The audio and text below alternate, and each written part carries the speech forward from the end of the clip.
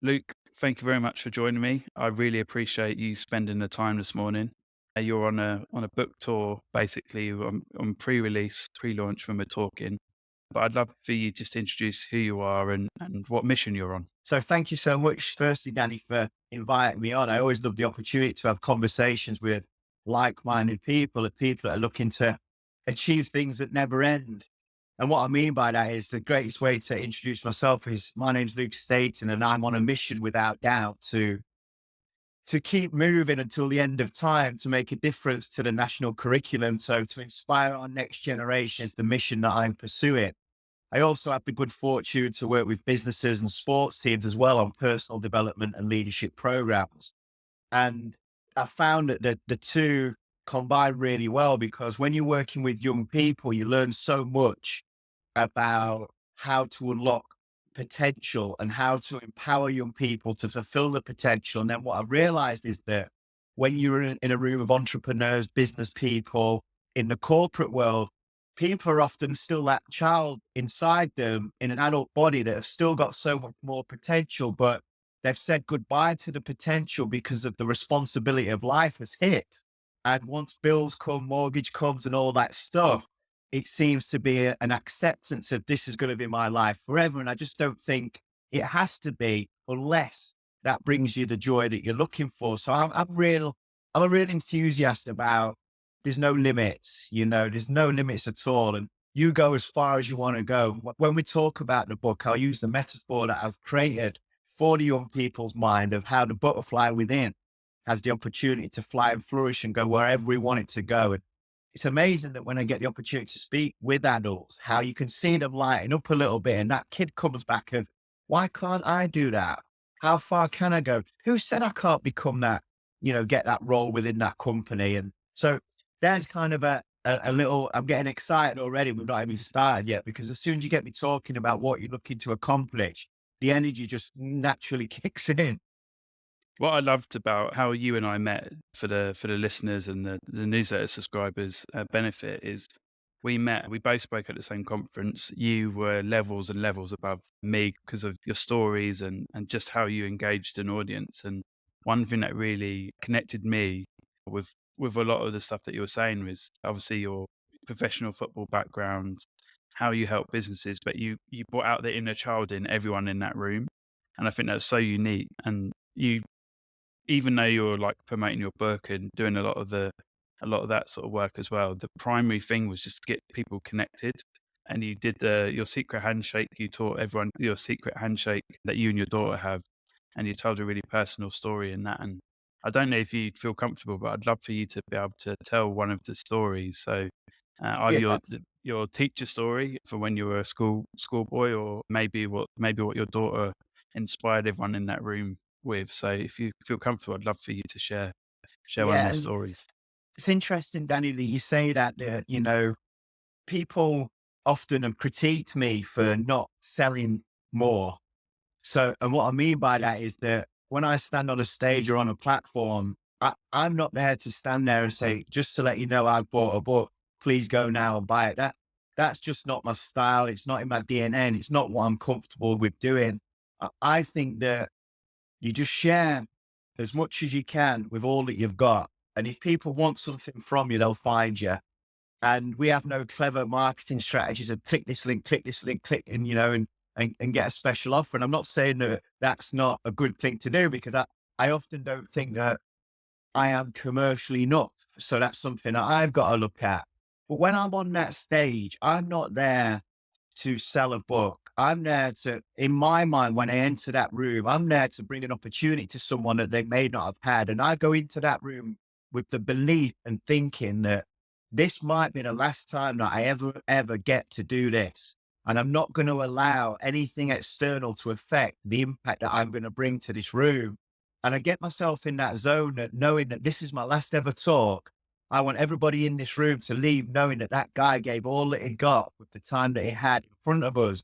So the stories I've found are a real positive and powerful way to connect me to the audience because everybody in the audience will be able to connect to a story along the way, whether it's your childhood, some trials and tribulations. So I utilize a lot of my personal experience through storytelling to connect with the audience and then to take them on a journey that gets them back in their mind of what more could I do. And a story that I often use, I think the one that you're referring to about my head teacher, a guy called Mr. Spencer. I know there'll be a lot of people watching, reading, and listening to this that are classed as leaders. And I think my philosophy is everybody is a leader because you have to get up in the morning and lead yourself. So everybody is a leader. We do also have the opportunity to lead other people too by the actions that we take and the words that we speak. And we can have a real influence on everybody that we meet, the way that we are. And we just got to show up as much as we can. And when people ask me about leaders and people I've had the fortune to meet and work with, and I've worked with some really famous people and, from the sporting world, and I always go back to the same person, which is Mr. Spencer, my primary school head teacher.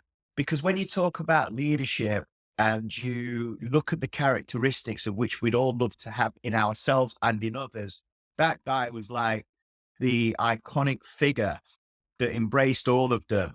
And he didn't just do it for one person. He seemed to have the skill to do it for everybody. And I remember this one particular time that he invited me on a school trip to go to Wembley Stadium, watch England schoolboys play. Now, I was that typical kid that had a dream to become a football player, like lots of young people. All I did was play football, posters in my bedroom. It was just that thing for me. I just felt so alive when I played sport. And he invited me on a trip to go to Wembley Stadium. Now, there's one downside to the trip. It was £15 to go. I'll always remember it. And I remember taking the letter home. My mum and dad get the letter. And my mum still recalls the story to this day, Danny, that she said, it's the only time, Luke, I thought you think he was excited to bring a letter home from school because it was good news for a change. And my mum read the letter and it was a £15 check that the school wanted to facilitate this opportunity. And my mum and dad decided to pay for me to go, which I was really pleased and still grateful to this day for. Because, people think £15 now. I'm in my mid-40s, but I'm going back 35 years.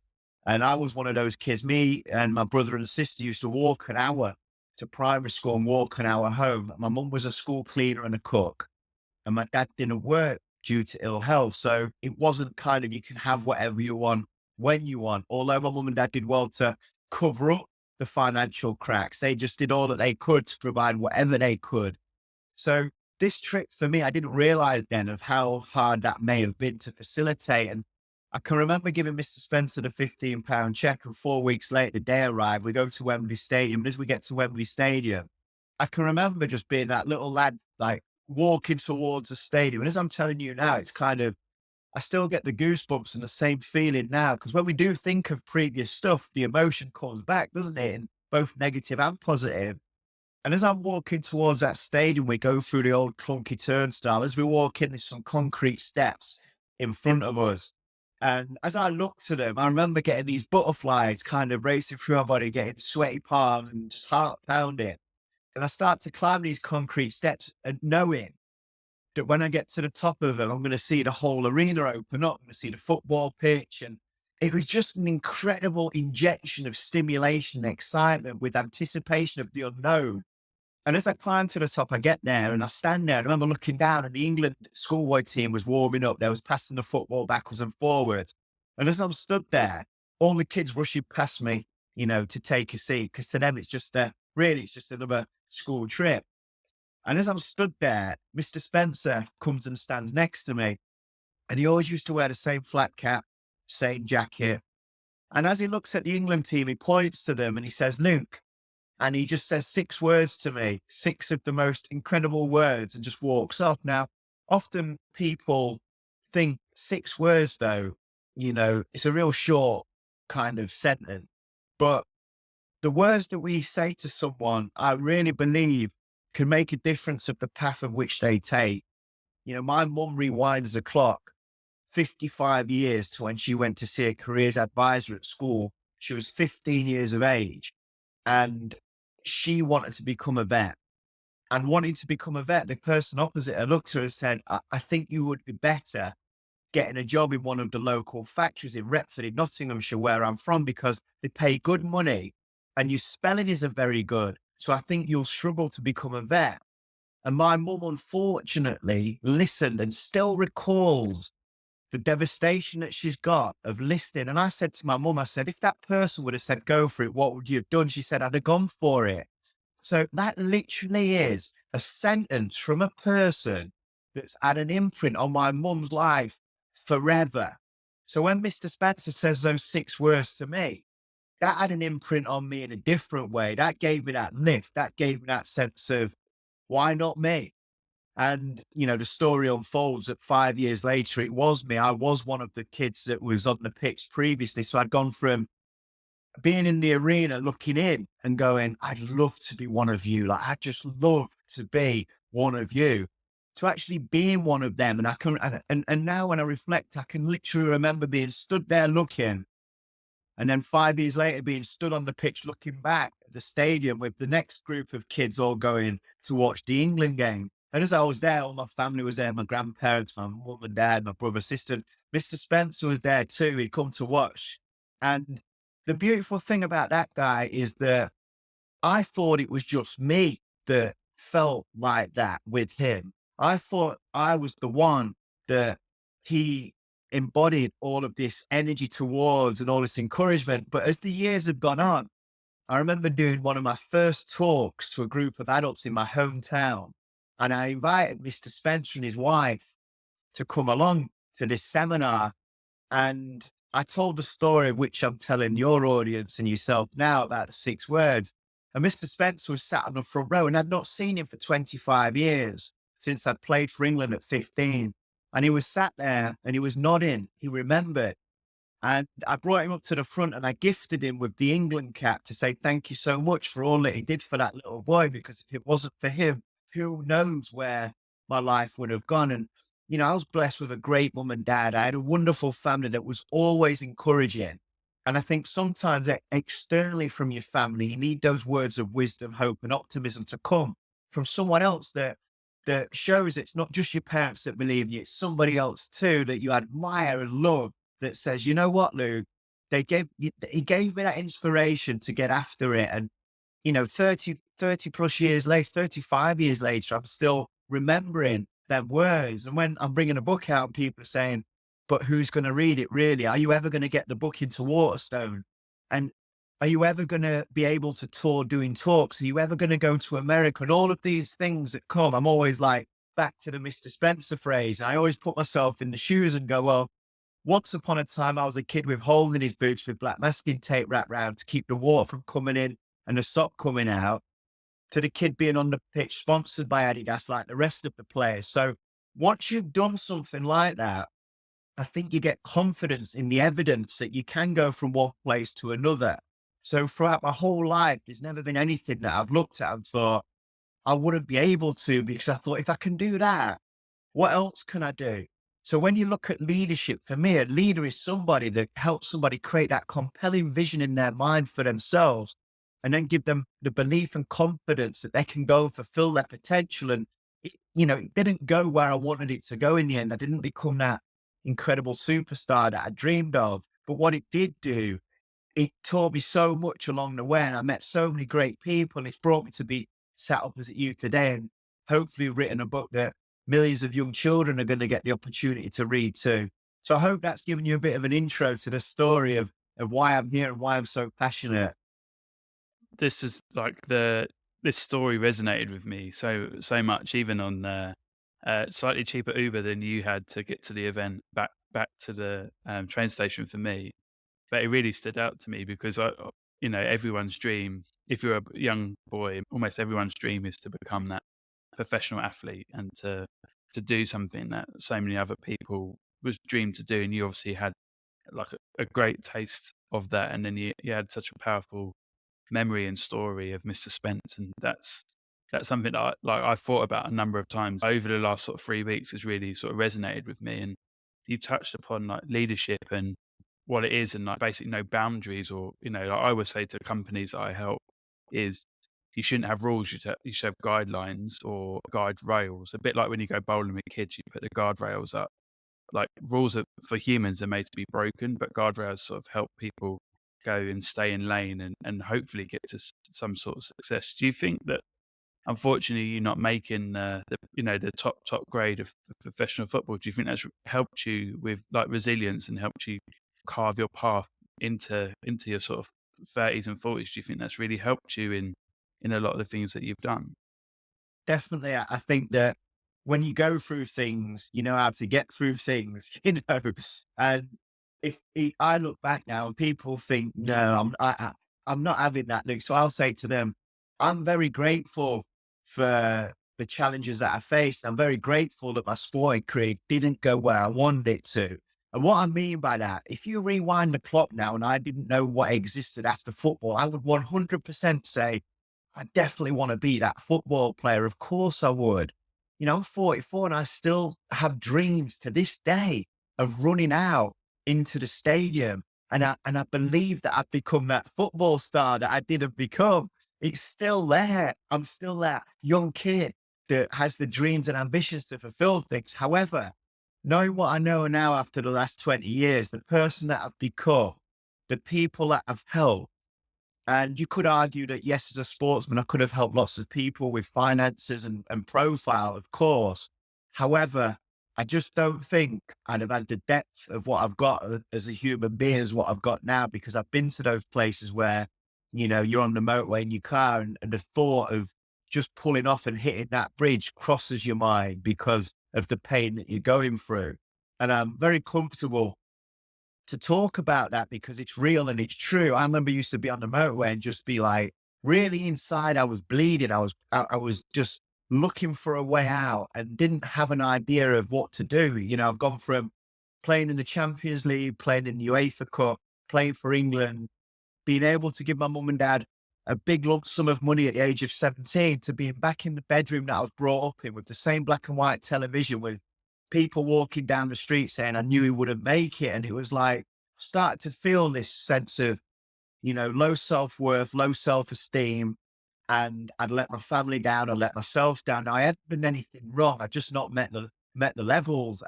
I'm very honest. I just wasn't good enough to go from being one of the best players in England at 18 to being a Premier League superstar. And you have to sometimes be honest with yourself that I wasn't as good as the Steven Gerrards, the Frank Lampards, and I just wasn't at that level. And as painful as it was at the time, it literally felt like someone had died. I felt like I was living in grief, but nowhere to really share it with because you don't sit when you're 20, 24 years of age and speak to your friends about things, or you didn't back then. I think it's a lot better now. And I remember used to walk down my town and I used to see Mr. Spencer walking towards me. I used to hide in a shop because I was just devastated with how my life had turned out. I was carrying bricks on a building site. I was filling bags of animal food. Now, nothing wrong with them jobs. It just wasn't for me. I'd gone from living a dream to what felt like I was living a nightmare. And I just remember thinking, how am I going to get out of this? Because I'm 24. I've got zero qualifications. I got a U in English literature. And I just had no education. I just focused on football. So my CV was football. No one's going to give you a job. And it was Mm. like, where do I go? And I just made a commitment. I remember being on the building site, moving bricks around. And there was a couple of things that used to come to my mind. And, you know, on a building site, when you're moving bricks and it's a little bit cold and you just got a couple of hours of just moving bricks, there's a lot of thinking time because back then you didn't really have, I don't even know if the AirPods was a thing, you know, it was like, I didn't used to take my phone to work because I just didn't want anybody even contacting me. I just wanted to ignore the outside world and pretend it didn't exist. And on the building site, as I'm shifting bricks, I just used to have these memories of my nan stood in front of the goals on a freezing cold Saturday morning and I'm taking penalties at her and she's diving around in the goal. And I just started to think to myself, you know, my nan was alive back then. And I was thinking, every time I go and see her at the weekend, I feel kind of really uncomfortable that we don't talk about what I'm doing now because it's not great. And I just thought to myself that, you know, there's no way my nan has stood in front of the goals like that. There's no way my mum and dad have driven me all over the country. There's no way Mr. Spencer's injected that much energy into a young kid to not go and fulfill something within life. Now, it might not be a footballer, but it's going to be something. And I made that commitment in my mind to think, right, whatever I do now, I just want to focus on making those people proud of me and me living a life that I'm proud of, rather than going out at the weekends, drinking too much alcohol because you're trying to sabotage yourself. And when you're drinking alcohol, all the problems disappear, but in the morning they're 10 times worse because you feel terrible as well. So I was getting into this terrible cycle, and I was still playing non-league football at the time. But when I look back at that kid, that youngster now going through that, and people often say, how did you come through that? And the only answer I can give, it was just a sheer desire to make the people around me proud of the person that I was going to become. And so when I work a lot now with business people, young people, it's all about the person, because if your identity is Danny Denhard, CFO, CMO, Chief Growth Officer, if that's your identity, when they're no longer there, you're left with not a lot. So I was always introduced as, this is Luke, the footballer. This is Luke, the footballer. And now it was just, this is Luke, the laborer, or this is Luke, he works in an animal food factory. So your identity can't be what you do. I think your identity becomes why you're here, what you're here to do, who you're here to serve, what contribution you're going to have. And then you find different ways and mechanisms and vehicles to get to those places. And when you create that compelling future for yourself that excites you ahead of you, it's easier to get out of the thought of hitting a bridge or, doing things that aren't too good for yourself. And I'm a true believer in creating that compelling future for yourself. So even every day now when I wake up, some days, like everybody, your energy is not where you want it to be for whatever reason, or you've got a few issues, people aren't paying you, or you've got invoices to chase, you've got bills to pay like everybody. And then within moments, I start to create where I'm going, and it all disappears. My energy's back. So I can sit on here and perform and give you my best, because I'm not thinking of anything else that could hold me back. I'm thinking, but that book signing on Saturday, we're going to have a 1,000 people queuing up all down the high street. And I'm an optimist. I'm also a realist too. And the book publisher, she says to me, Luke, do know that new authors sell about a dozen copies on a book signing? I'm like, if I go into it with that mentality, I'm not going to have a good month building up to it. I go into it thinking there's going to be 1,000 people queuing. And because then what happens, Danny, if anything happens to me in that month, and that is my last day on earth, at least I've lived full of hope and optimism and inspired of the possibility, rather than thinking it's going to be rubbish. There's only going to be 12 people there. And just going back to the point of Mr. Spencer, when I realized and said that it wasn't just me, after that event that I did a number of years ago that he came to, put some stuff on social media, and you could not believe the amount of students that was connected with me, that was commenting. And there's two stories that I really want to share, because I think it's really important to people listening, of the power of these little acts, of how it can transform a whole future for somebody. And especially people in the business world that are conversing with people all day long. We just don't know the impact of the words that we share. So this young girl comes on there, and her name's Charlotte. She lives in Canada now. And she said, Luke, Mr. Spencer was my head teacher. She said he was the best ever.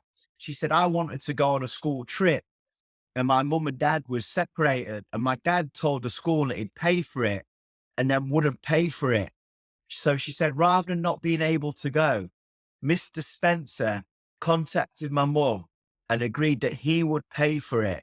And then he offered her an opportunity to do a payback scheme, of which he will have never have wanted, or probably never have took, but didn't want her to feel that he was just, giving to her, and she didn't have the opportunity to work back for it. And he said, I'll pay for it, and you just pay me back over time. And that girl said, if it worked for him, I wouldn't have gone on that school trip. There was another guy called Simon that come on there. His dad was sent to prison for murder when he was around 6, 7 years of age. He had to move schools. And he said, Luke, when I moved schools, 4 weeks later, Mr. Spencer walks into my new classroom. And it makes me emotional when I talk about it. It's more than my own story, because he walked into the classroom just to see how he was.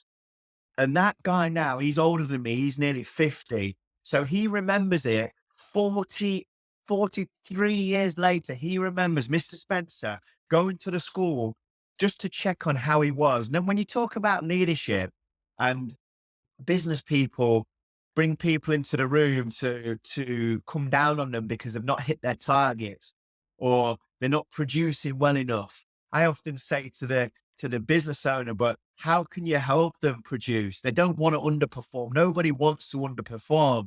Because often what we do, and I see it in all the time as a young, I teach my son's football team too. I'm their football coach. Kid goes to catch the ball goes through his hands and it goes in the goal. And the coach shouts, catch it. And the kid's like, well, that's what I meant to do. And I think too often in the business world, somebody will say, your sales targets aren't good enough. They need to improve. I mean, that is just such an obvious thing that the person knows it. And then they'll say, yeah, yeah. So next month, your sales needs to improve. Yeah. But there's no how too often. And I think the how isn't often a strategy of send this amount of emails. They're the details, but you've got to be in the right place to want to do the video to LinkedIn, to do the post. You've got to be in the right place. But when somebody shows you some empathy of, is there a reason why you're a little bit off this month? Yes, there is actually. I'm going for a separation, or yes, I've got an issue at home. Okay. When you show the empathy and the compassion, and then you encourage people, and then you can teach some strategies. But if you just go to strategy and task driven, that person just feels that disregard. And I went to a restaurant. Sorry, Danny, I know I'm moving from story to story here, but I went to a restaurant recently in Leeds and I had my meal. I was on my own. And I said to the young lady, do you get the tips? I'd like to pay a tip. And she said, no, she said, we don't get the tips. So I'd rather you keep the money. And I thought that was very interesting that even though she's working in this restaurant that pay her a wage and provide her a platform to earn a living, she didn't have that connection with them enough that she said, I'd rather you keep your money. Now I'm thinking if she really buys into this business, this culture, this restaurant, and she really buys into it, she'd have said, oh no, we don't get it, but the restaurant does. And the restaurant really takes care of us. So yeah, a tip would be really welcome. Thank you so much, because the restaurant take care of us. And it was a total disconnect from me giving money to the restaurant and that having an impact on her. And I was thinking in that moment, because often you hear things and I think, I hope that my organization, as it grows, that if somebody says, can I give a donation or can I help, that a member of my team doesn't say, no, keep it. I don't get it. It's just a company. I want them to feel like they are part of the company. They are the company until they decide that it's no longer for them. I've Thank you for sharing all those amazing stories.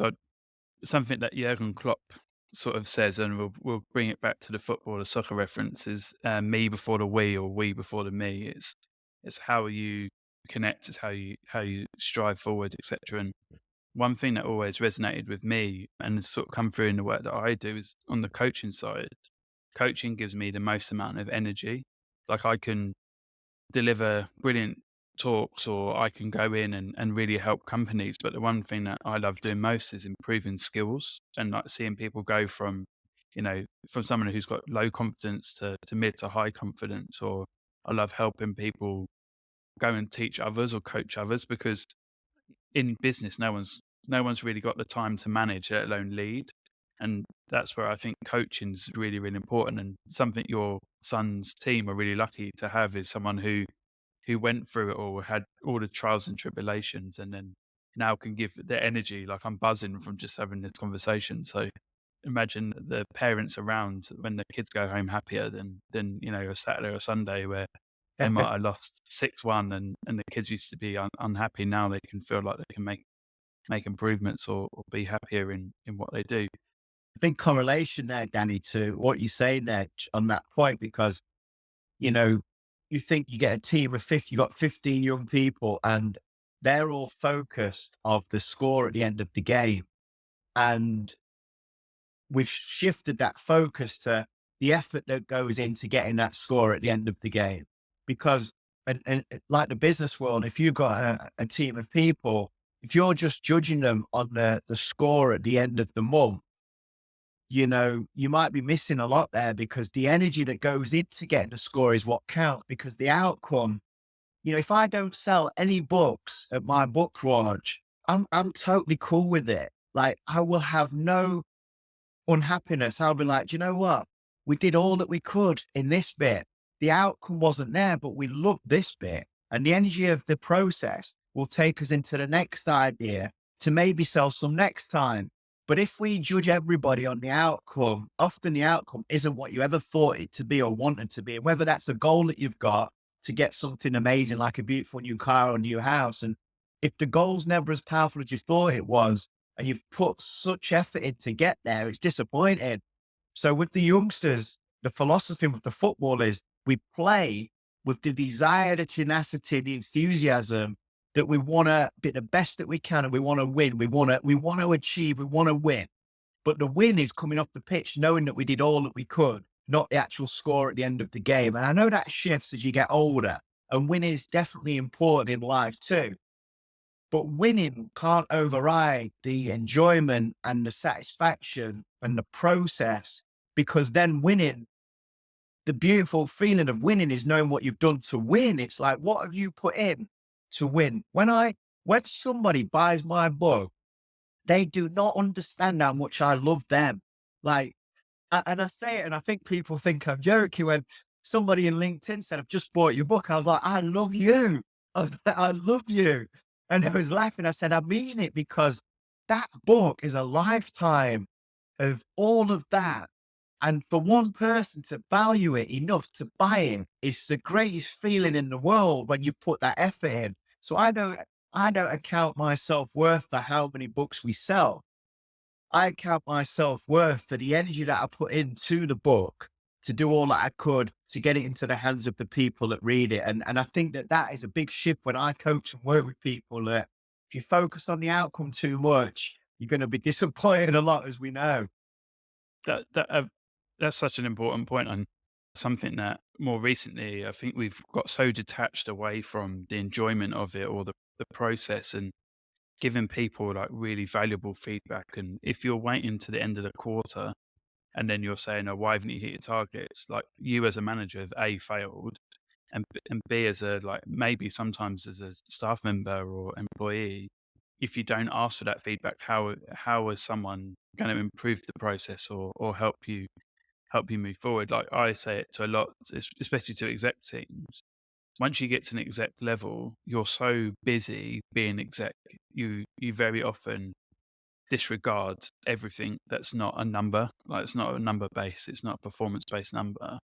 And very often the difference is, like you were saying with Mr. Spence, like, if you talk to anyone, they'll always tell you like that one great teacher or that one great manager, and they can tell you like such an important story that resonates with them. And that's something that I think we've missed. And something I say in the newsletter all the time is, like, you should celebrate the micro moments. You should, like, keep a record. You should come together as a team to celebrate, because if you don't, someone who might be a little bit more senior in title won't necessarily always encourage it. But take that leadership, like you said, leadership's almost like just a title. If you can be a leader in anything, you can lead from the front and say, "Hey, we did great here. We might not hit the number, we did great, and we should really celebrate that." I think often we're high and lows from just number based things, and I think that's something that definitely we should celebrate more.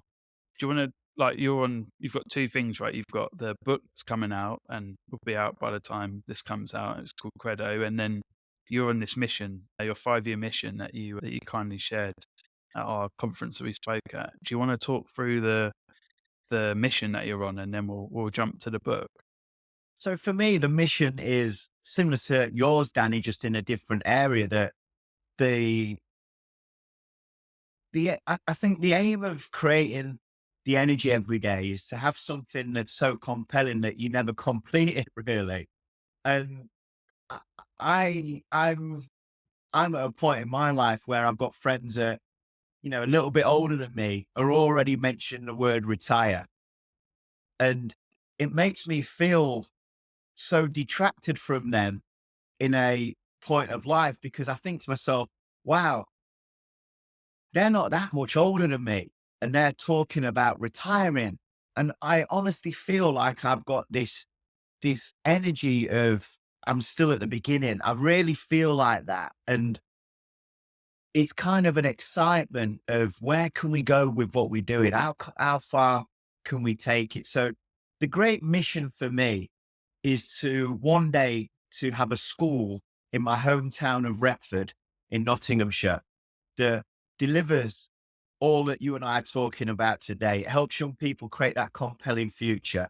It has the careers advisor, and it doesn't say to my mom, you can't become something because you can't do something. They say you can become something because you're going to learn how to do something. So they're going to shift the way that they talk to them. It's going to be a place that you walk in and then kids walk in, no matter what challenges they've got at home, they feel loved, cared for. Empathy shown to why they've not got the school shoes on, rather than being put in a room of isolation, because often a kid walks into school, we have no idea what they've been going through the night before. We don't even know where they've slept. We don't know what challenges, what domestic things are going off at home. But too often I see children being penalized for not looking the part. And I think we live in a world now where we are getting better at, giving people the opportunity to have the freedom to express themselves, yet still got these old rules. And the national curriculum for me is one of the oldest, most prehistoric systems there is. Lots of things seem to change. And yes, the national curriculum does shift a little bit, but it's very similar that you all sit in a class in lines. You listen to the teacher, you get up, you move to the next one, you sit down, you do the next one. And, you think sitting down for nearly an hour at a time, if you're an active person, like I found very difficult and got thrown out of the classroom quite a lot and got put on these, what they called bad behavior reports, because sitting still, listening to something that you don't connect with is difficult. As an adult, you would go home. As an adult, Mm. you'd resign. As an adult, you would say, I'm not coming in today. But we expect these young people to sit in rows, listen to things that just aren't connecting with them for whatever reason.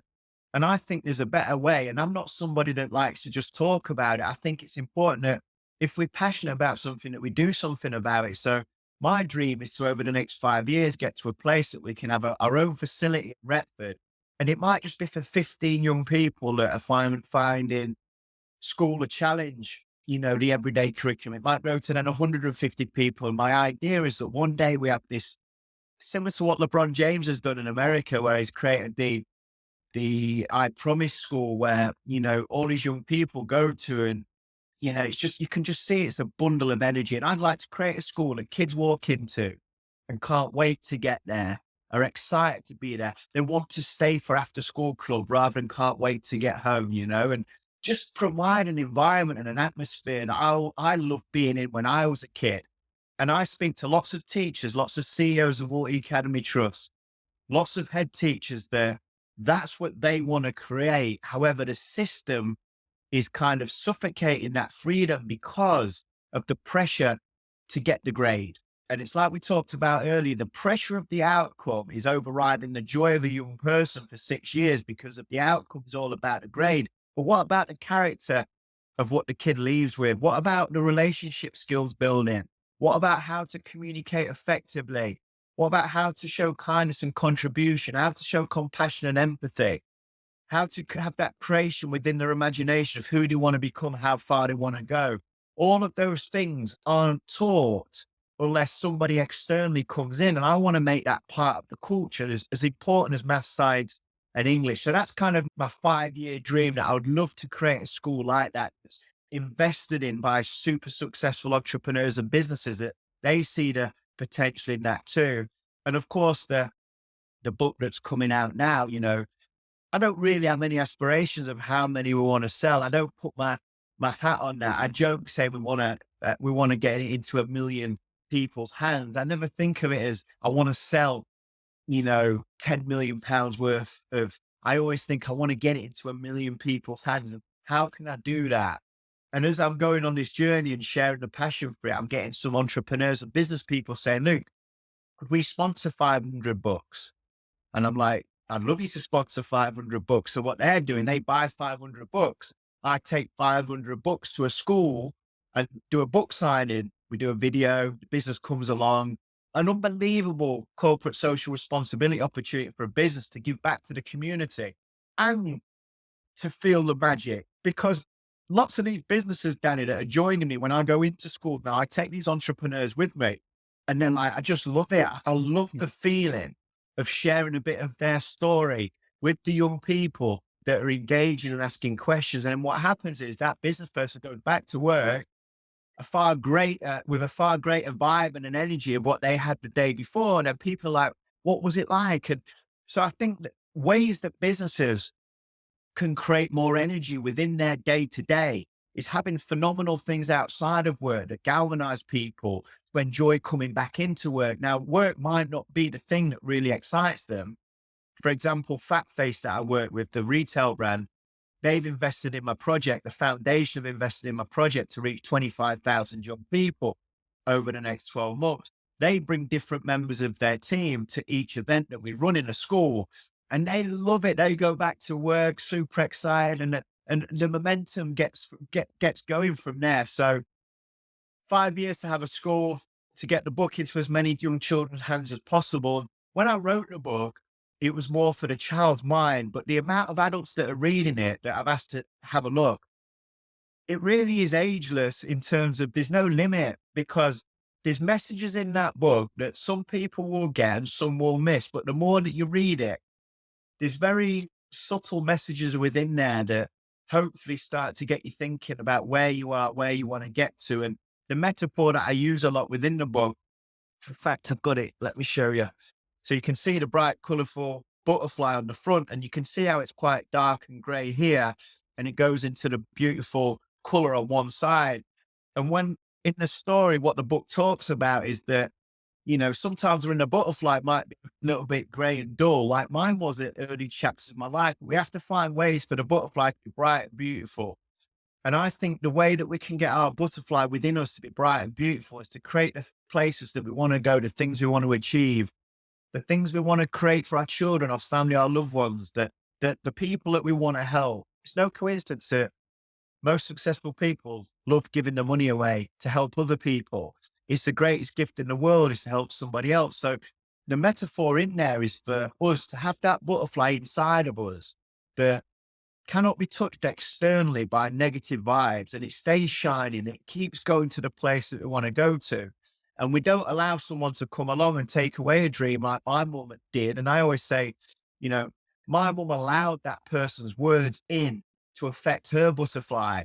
And wouldn't it be amazing that our young people and us too, as adults, don't let external factors affect that butterfly? We still have it inside, and it can go wherever we want to go. And the amount of adults that I work with that go on to do stuff they'd never have done because they've started to think about their butterfly, where can it go? How far? And it's just a metaphor really to go, let me see how much more I can flourish. How much brighter can my butterfly get? Because when your butterfly gets brighter, so does the people that you're around, your butterfly gets brighter too. And great energy is infectious. We've spoke for nearly 45 minutes. And when you leave the calls, or I certainly do, when I have conversations with people, I did my first radio interview yesterday, and, that it was just such a ball of energy. Like, I was talking with the person interviewing me, and it was just a wonderful conversation. I left there straight into the next thing, because your energy is at such a level. Then you go to the gym and you feel good in the gym, and you have a conversation with someone in the gym. And if you can keep your energy in a good place and keep your butterfly bright, I think we have a better chance of having a successful life.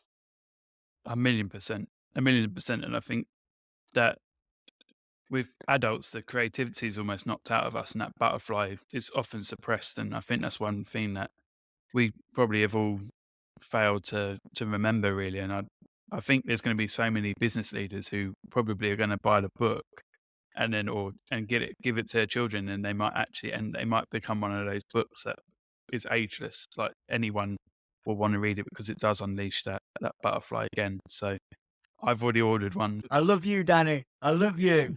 Thank you very much. So let's promote it. Let's push you out. Where can people buy the book? Where should they connect with you? Like, what's the best place to get in contact or hire you for your motivational talks, or the business side of it?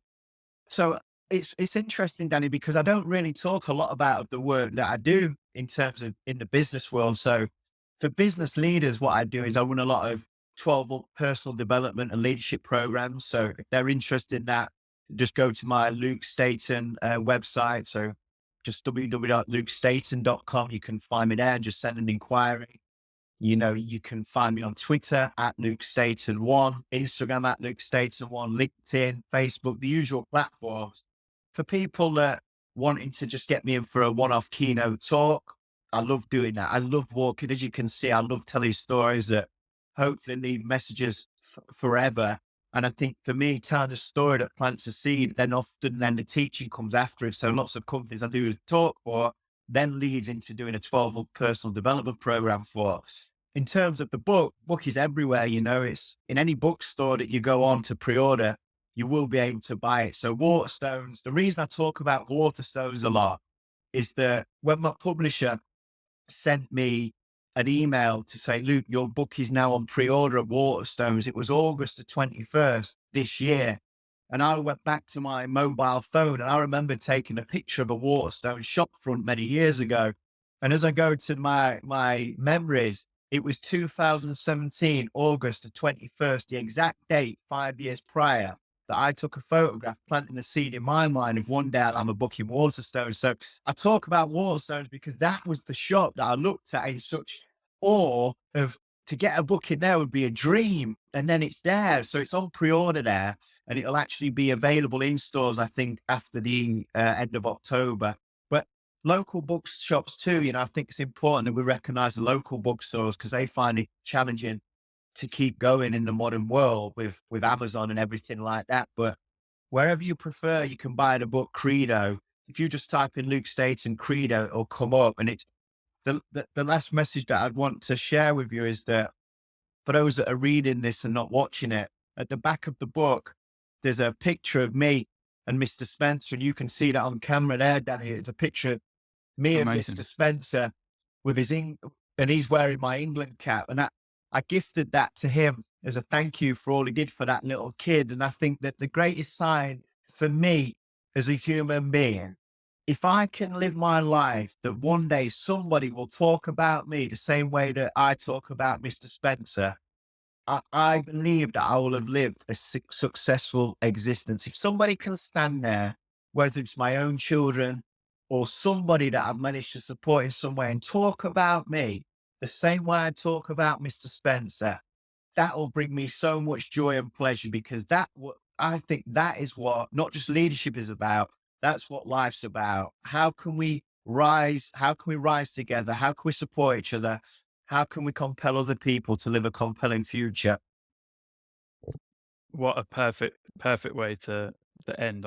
Thank you so much for spending so much time and giving everyone the energy. I think if you could bottle the energy up that you provide people, you'd be a billionaire. But it sounds to me like you're on a bigger mission. So thanks very much, Luke. I appreciate your time and such a great story.